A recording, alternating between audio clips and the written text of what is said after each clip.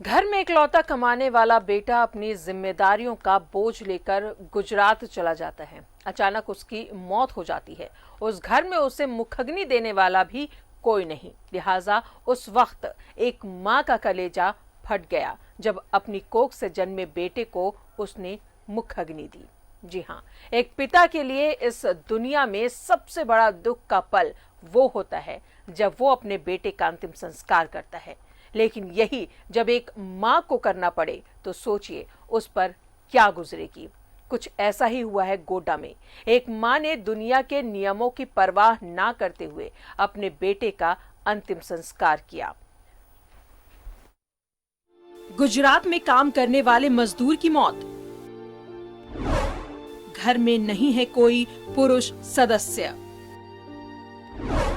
घर की माली हालत है खराब। मां ने दी मुखग्नि, कर रही अंतिम संस्कार।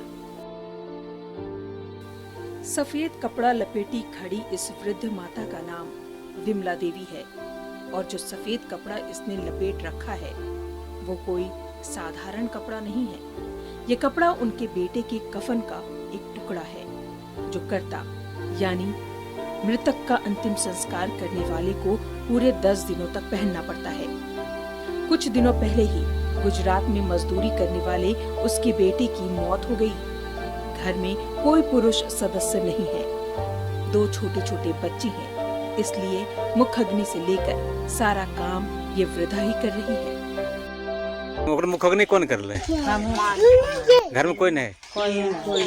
बच्चा तो रहले तो बच्चा तो नहीं पाते रहले के हमें कर मने बेटा का मुखग्नि माँ ही कर ले। मृतक की पत्नी कहती है कि घर की स्थिति अच्छी नहीं है। मजबूरी में उसका पति गुजरात मजदूरी करने गया था। उसकी मौत के बाद अब घर की हालत बहुत खराब हो गई है। कौन हो पैसा वैसा कुछ नहीं मन के कोई कमाए वाला नहीं। माने 4 2 गिदर और बूढ़ी सास और कोई नहीं के द्वारा उनको जो है मुआवजा दिलाया जाए।